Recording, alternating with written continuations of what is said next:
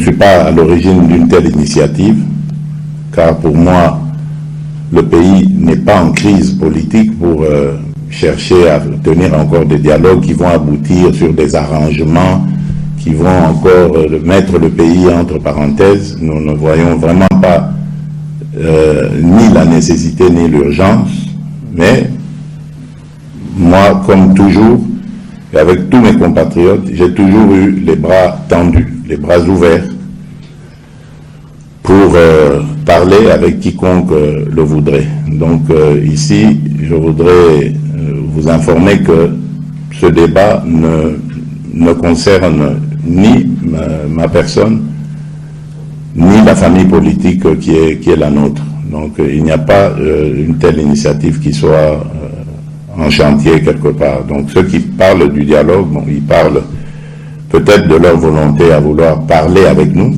Et là, je le dis, la disponibilité est là.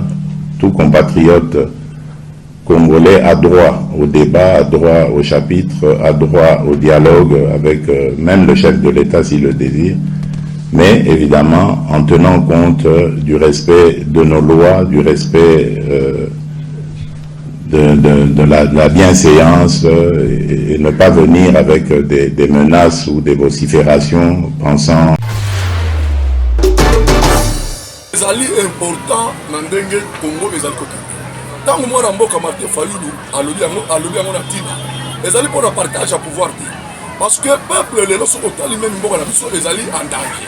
Yango ba Congolais sengeli ba yeba. Yango wana bazali ko senga yango te pona mutu moko biso no to fanda. Total ndenge ni lolenge mboka ezali ko kendela ba beni partout. La situation économique sociale ozali komona yango. Dialogue kozala robata mate. Na tocha yango na parler du peuple. Caméra ezali wana parce que ezali makambo ya mboka. Tango bazali koloba, peuple pas salini, azali kolana. Dialogue et que osala. Mais ezala pona partage à côté. Pour ce que vous allez dialogue, wana tout le monde va dialogue et ezali pona osala partage mais oh ce dialogue ezala pona partage à côté. Ezali pona mona intérêt à peuple congolais mobimba. Et ce que aussi ma constitution, ezate que bosi ma constitution pour intérêt à mon côté. Et constitution seulement pour intérêt à peuple congolais. Oyo azoko souffrir. Mandat du président de la République. Ce qui a livré à Salida, au DG Mandela, ce qui est ici. Problème, c'est le pays est un pays qui souffre et tous les signaux sont au rouge, surtout pour la vie sociale. Le peuple congolais est dans une situation où il ne sait plus vers quel sens se tourner. L'économie tourne difficilement et quand je vois mon peuple à Kinshasa et à l'intérieur du pays où je vais en visite souvent, je me demande mais qu'est-ce que ce peuple a fait pour mériter une telle souffrance? Et ce qui avait été affirmé il y a 6 mois, mais je le maintiens avec la seule différence que les choses ne s'améliorent pas. C'est un pays en faillite? Sur beaucoup de points, sur beaucoup de plans.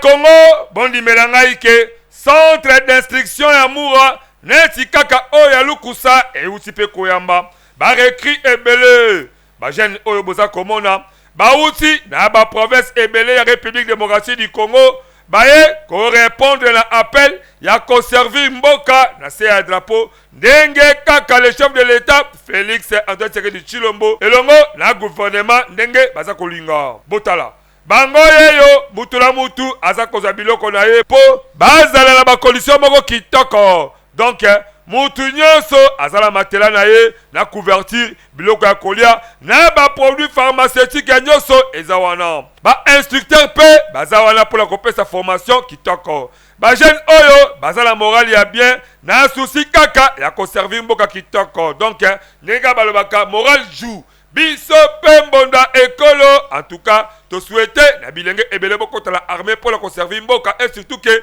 Congo ezo senga ezala très fort yango pe. To betisika Kambonda. Neko ya Congo, bon nimela ngai ke butu ata eza molai tonga esuka kase na kotana.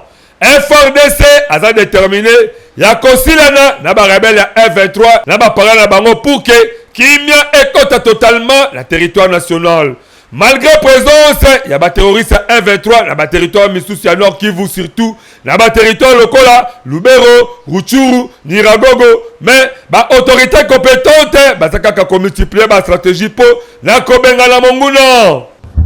Kuna koza place ya mabe M23 waka basoda mabe soda kobima na defense te soki abimi abakobeta efimbo soki babeti efimbo te bakobuma ye ndio eloko etindaki ngai nalongwa kuna botala ba oyo baza au total 7 combattants ya coalition M23 na armée rwandaise bauti ko présenter bango devant presse na Beni bakangaki bango nyonso oyo eza la cadre ya ko décourager ba congolais ba kotate na ba mouvement ya ba terroristes oyo. Comme vous le savez, dans notre opération de démantèlement de M23, bien sûr des actifs de M23 et ses collaborateurs, il y a certains compatriotes congolais qui ont commencé à se rendre auprès de FRDC pendant que nous sommes en train d'observer les mesures de cessez-le-feu telles que voulu les accords de Luanda. Ils sont nombreux, tels que vous les voyez.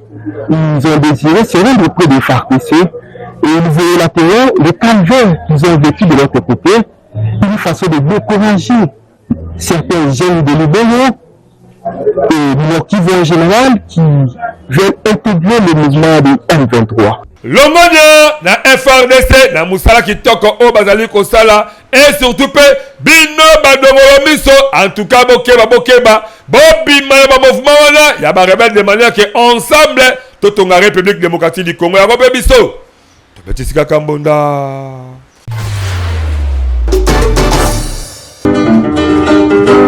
Ndeko ya Congo papa mama elege tangu esi ebelemi yo moto oyo ozali kolala la pongi lamuka po omona misala kitoko Fondation Jonathan Sangu aza kosala à travers ba service na ebele oyo eza na kati ya fondation yeba ke na Fondation Jonathan Sangu à travers FJS devise na 500 fois ya pamba par jour et kosala ke na suka ya mvula yona libota na yo mobimba bolia bomela pebo fete kitoko tala ba oyo ba pesaka confiance na Fondation Jonathan Sangu ba fetaki kitoko vula oyo euti kosila nde biso ba mama to sepelaki to sadere na kati to komi ko pesa mbongo chaque jour nde moto na moto ndenge ya sepelaki ko pesa avantage nange ezali parce que na musala nanga ezo sala mo makambo ebele mutu omona kake biloko eza mibale misatu na mesa biloko mukebo eme na sima nango makambo ebombama ya mwa mingi réunion oyo ya fondation mpona mona baninga nde bakotaki basali bazwi biloko yango ngai mpe nabakinga mpe mpona meka nga mpe nakota yango nakoti nde namoni ekende bien ebongo na cadre ya baformation wana kutu lala na yo pongi ya babebe po ba formation eza ebele lokola make-up na misala ya ndenge na ndenge na oyo etali kozwa mosolo pona yo moto ya mombongo ndimela ngai ke soki kaka okoti kuna nyonso ekozala. Je vous informe que soki yo telemite mususu azate biso nde to bana ya Congo yo nanga tokosala ke tozala bien. Tangu tolobaki na projet FJS devise kuna tolobaki bongisa bonane ya bana pona yo mutu ya tembe yaka le 24 décembre ya même année otozali yaka yo moko omona bimona meso ekosala yo bien pona kozwa bango ndimela ngai ndeko ya Congo benga bango kaka na ba numéro oyo pe bakoyamba yo avec impact pe na idéologie na Fondation Jonathan Sangu pona nyonso ya social yeba ke oza mobimba. Fondation Jonathan Sangu yonde mosungi ya peuple congolais.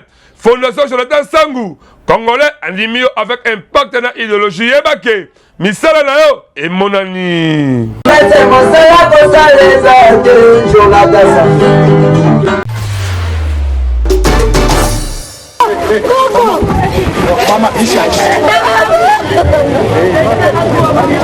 Mwana ya Congo bondi melangai ke bato oyo eutaki kozinda mokolo ya jeudi le 3 octobre 2024 na laki Kivu, juste dans quelques mètres ya libongo ya Kituku. Bondimela ngai ke ebomi bato ebele.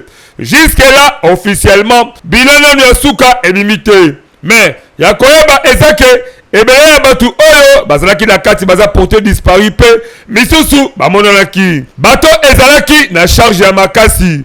Bino moko boyoka ndenge nini mbonda ebetamaki. Le bateau s'est renversé.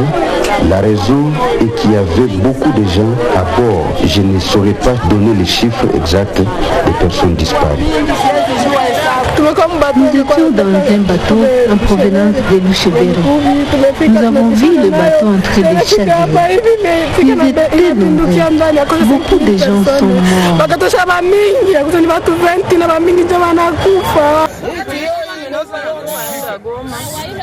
Sasa tulifika mkatikati, tunatoka Minofa hakuna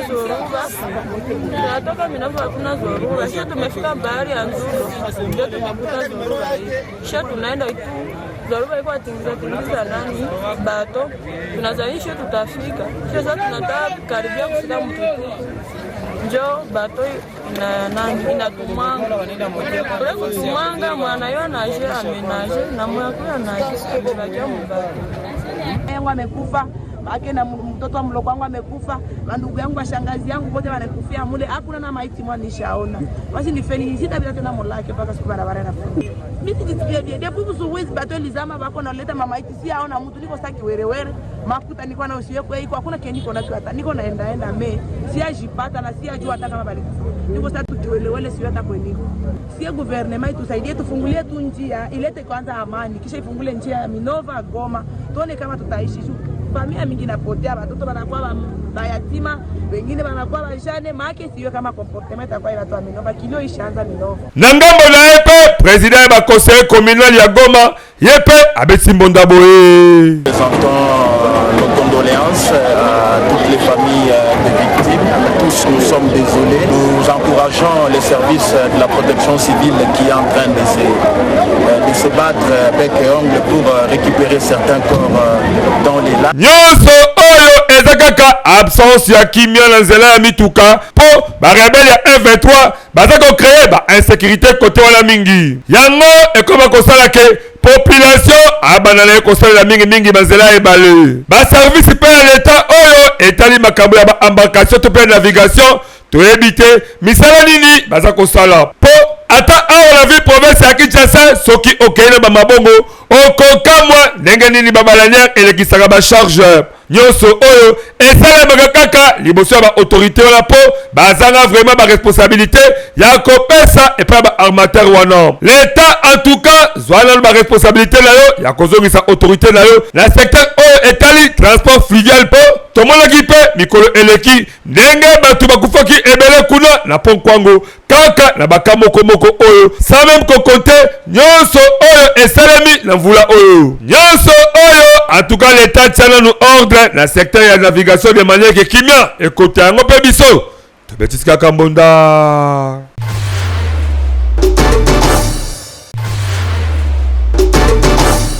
Mwana ya Congo bondimela ngai ke droit égal mobeko pe esengeli to bakotosa ba instruction nyonso boye bake bamituka minene ekoki jamais kotambola entre 6h pe 10h du matin 15h pe 21h ya ba après-midi awa la Kinshasa capitale ya République démocratique du Congo eza na cadre ya koluka ko combattre ba embouteillage oyo et comme lelo même kolembisa batu bondi melanga ike eza communiqué oyo epesami na ministre provincial la transport oyo abimisaki depuis semaine passée na document yango ministre azako rappelé na ba kumbaka mituka na ba agent et cadre ya division urbaine de transport ya ville ya Kinshasa na ba policier ya province ya kopekisa ba mituka ya kobana na 20 tonnes et tambola na ba aire de pointe awa la ville province ya Kinshasa ezabongo ko se conformer na arrêté numéro SC/427/CAB/ GVK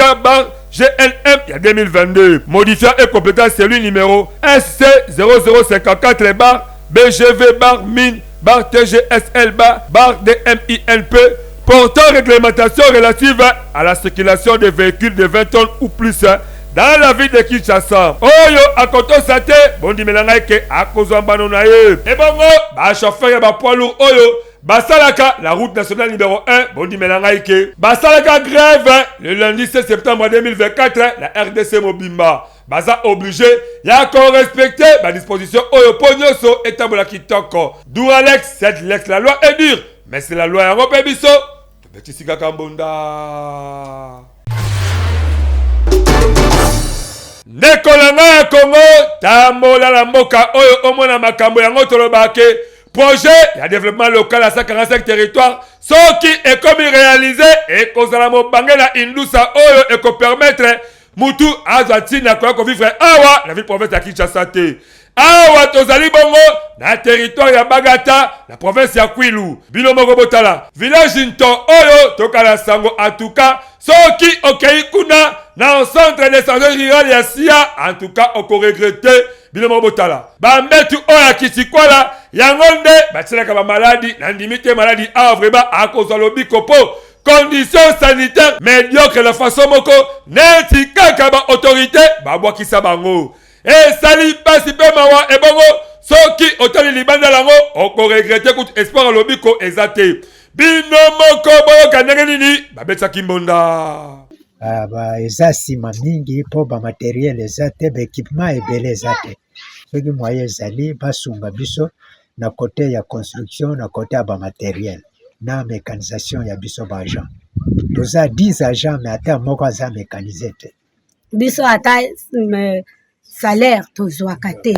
tozovivre na pasi tozobotisa ofele botala bino moko tozovivre ndenge nini me maternité otya ofele tovivre ndenge nini batila biso mwa bapri mwa baboye mwa bambetu tala hôpital biso toza nango me tozosunga bamalade bafutaka te eloko te tokovivre ndenge nini na kati ya mboka ezosala biso pasi soki tokangi bandako oyo tokei bamalade bakosunga na ndenge nini batya biso awa po ete tosunga bango me biso moko nani tozosouffrir. Territoire ya Bagata province ya Kwilu en tout cas village nto centre de santé rural ya Sia en tout cas esengeli te ezala ba condition oyo po condition oyo ezali te kopesa population souffle de vie ya kitoko programme ya développement local à 147 territoires esengeli ekota koto po permettre de population pe à vivre la kimia yango pe biso tobetisika Kambonda. Voulez-vous apprendre et devenir journaliste? Les centres de formation médias indépendants procèdent au recrutement des nouveaux candidats pour une nouvelle session. Que vous soyez diplômé d'État, homme de Dieu, docteur ou qui que vous soyez, les centres de formation médias indépendants met à votre disposition les filières ci-après. Le journalisme, la prise de vue, le montage vidéo. N'hésitez pas de nous rejoindre car ici, la formation se donne avec les professionnels des médias. Chez nous, c'est de l'expérience et du professionnalisme. Nous sommes les centres de formation médias indépendants. Mwana Congo, en tout cas, bondi melangaike, et bela bandeko obozali komona na wenze oyo, ezali bongo na panu village panu oyo, eza bongo na province ya Kwilu. Botala ebela bambisi oyo ezokoteka ba awa, en tout cas kotoyo, baliaka kitoko avec impact na idéologie. Mais pas si peu mawa, wenze oyo, l'état province ya Kwilu, azwa kamisolo ya bataxi ya de la ndenge me, alingi te kotokela bamama owenze bamama bakoma kolela koteka biloko na mabele neti kaka mbisi oyo eza na valeur moko te esali pasi pe mawa bino moko boyoka liboso ya kamera ya mbonda ekolo ndenge nini babetsaki mbonda na kati ya kwata pita toteka na mindondo na kati ya mabele tovanda bilama na mabele salite yebisanga wenze eza te bayota kovanda malili eza te na moi tovandela mabele tala bapoussière na makolo na biso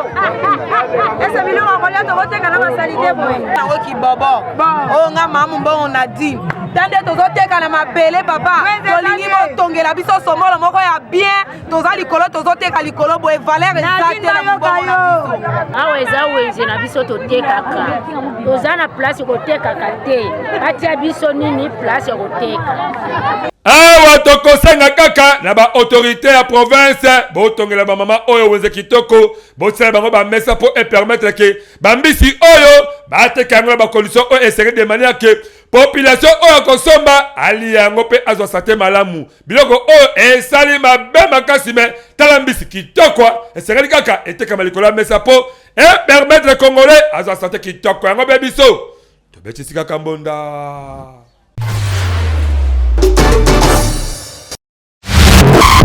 Mbote bankolo mbote kieno bankolo mbote biaka bankolo lubula baka mafunda mbote na bino bisika banso bozwami ezangaye le coutumier suprême le coutumier de la nation Mala Ibrahim Shams Baplan nazali moko ya ba coutumier oyo bankoko batindi pona service na bino bantu c'est-à-dire ba makambo nyonso to ba problème nyonso oyo batu bazana yango problème ozana yango ya kimosuni to problème ozana yango ya molimo nde yango bankoko batindi ngai na ya awa pona ya kotalisa bino ba problème nyonso oyo bino bozana yango nde na ba kopesi la bino yango solution lokola batu o bazana problème itali mosolo ya finance ba ope bazana ba problème na bandako na bango ya bolingo mabala tozoyeba kosungela batu basi to mibali koyeba kosunga bango pona mabala et puis mosala ba o bazana posa koluka mosala to ba o bazana posa ya promotion nde tozoyeba kosungela ngo batu ba musu bazana ba masque de vieillesse ba o bazana posa ya bankodia toyeba kosunga bango na yango ba o bazana posa ya ba domination ozala pasteur ono so bazana kati ya art ba o basala ka art kopesa bango succès ba koma na ba niveau o bango balingi tozali kopesa solution na pouvoir ancestral quelle que soit grandeur il y a problème to likambo oyo ozana yango soki o contacter biso bakoko bakopesa yo solution soki ozuli baku ya kolanda ngai o contacter nga na ba numéro nyonso ezawana na barre d'écran tant o contacter nga okoyeba kozwa solution ya makambo oyo ozana yango ezalaki ya bino le coutumier Mala Ibrahim Shams autrement dit Baplan matondo na bino na ndenge bozui occasion ya kolanda ngai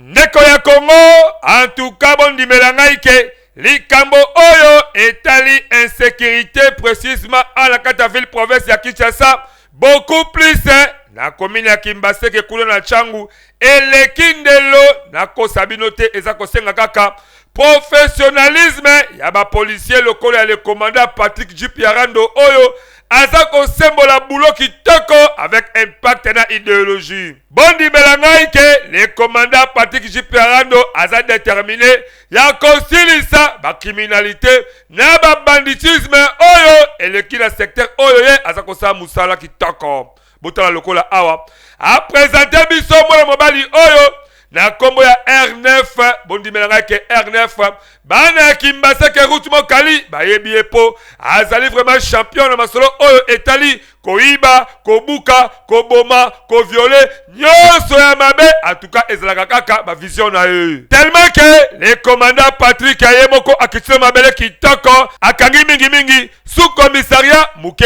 oyo ezala aveli buma na mokali mingi na commune ya Kimbaseke akangi bino moko boyoka ndenge nini abeti simbonda. J'espère nous allons remercier d'abord respecter provincial ville de Kinshasa, to remercier commandant d'ici Nabiso le colonel Mboussa, to remercier le commissaire supérieur adjoint l'office pour Mokoko Visa, commandant chef Nabiso Kimbateke toi, na confiance na morale na courage à pesa Rabiso. Na ina ela la Sabino première bande. J'espère aux hommes na oyo avandio. Grand colonel général ouais simbi koto nyonso na buma ye donc ye moto alekate moto alekana godi te téléphone te lobi ezaki voir 23h babengi biso ke petu azosala ba desordre to komi akangi kokwa bato mokolo akangi ekati na kotika ete abambi kokwa na 4 fois mpona nini biso police tozwa problème tala dégâts zui machette à parler tala dégâts katinga il commandé à la police tala nyenga katinga teni tala a katinga iteni alobi ke biso to sala nini kaka na occasion wana ba présenter biso pe mwana mobali oyo bozali komona azali mwana aza mineur mais kotala ye boyete suka na moyibi oyo aza konyokola me bakoko na ye bato baothéorise Pascal bango ye donc papa uti musala mama uti musala akoleka te bamona moto na chakosi te toye po tosilisa mabe oyo nyonso azomona bilongi oyo ayebi ke bayibaki ye aya po tocharge bango bakende aki de droit ministre de la justice asa musala na ye biloko ya boye eza kosala pasi makasi la police azosala musala kitoko esengeli mpe bacours de tribunaux boyeba kosunga la police de manière ke bato oyo bazala vraiment musika ya peuple yango mpe biso tobetisi kaka mbonda mwana ya Congo botala awa tozali bongo na sous-commissariat ya bateke oyo ezala mokali na commune ya Kimbaseke ekumbamaka epai le commandant Ujana 666 botala akangi mwana mobali oyo leta alukaka ye po azali suka na bandi oyo anyokola population la kombo ya Pharaon lelo oyo akwai na filet ya la police bino moko boyo kanengini mbonda ebetamaki Bon ndeko oyo topesi na lokumu na colonel na biso colonel Mbusa commandant district ya mibale topesi major na biso Vincent Lufimpi na Kimbateke 3 o apesa biso pinch ya musala ya autorité pe contrôler tokota kiti Kimbateke 1 Kimbateke 1 kuna kote bazokisaki soda o babengi cimetière o bakataki bapota bango eyo tala kulu na Pharaon oboka Pharaon kuna na Kimbateke 1 côté maviokeni yene mnakende kozwa kuna ba image na nyonso batindaki nde nalobaki ke fona kota na zwa ye kaka bala kusenelo ni ngai yo kanga mbanga kulu na imbwa ye bomoni oyo ye mtasimi ngambo wana kuna pe akopesa biso ba cible nyonso ya bakulu na bazana Kimbateke 1 ye yo Pharaon tala kombo esenga na kosi o monini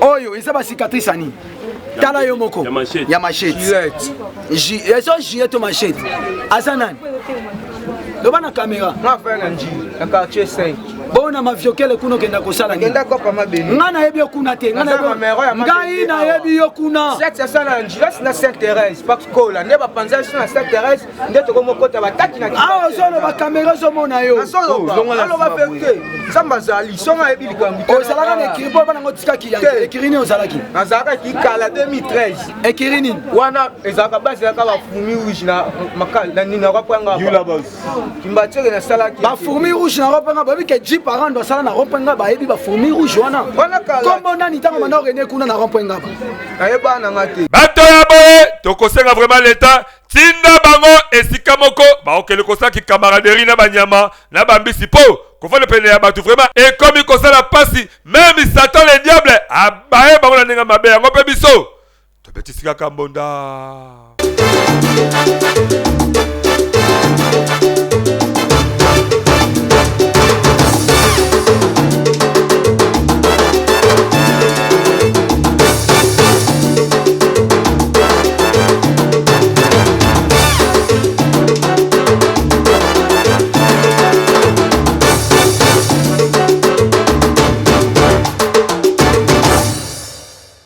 Voulez-vous apprendre et devenir journaliste? Les centres de formation médias indépendants procèdent au recrutement des nouveaux candidats pour une nouvelle session. Que vous soyez diplômé d'État, homme de Dieu, docteur ou qui que vous soyez, les centres de formation médias indépendants met à votre disposition les filières ci-après. Les journalistes, la prise de vue, le montage vidéo. N'hésitez pas de nous rejoindre car ici, la formation se donne avec les professionnels des médias. Chez nous, c'est de l'expérience et du professionnalisme. Nous sommes les centres de formation médias indépendants.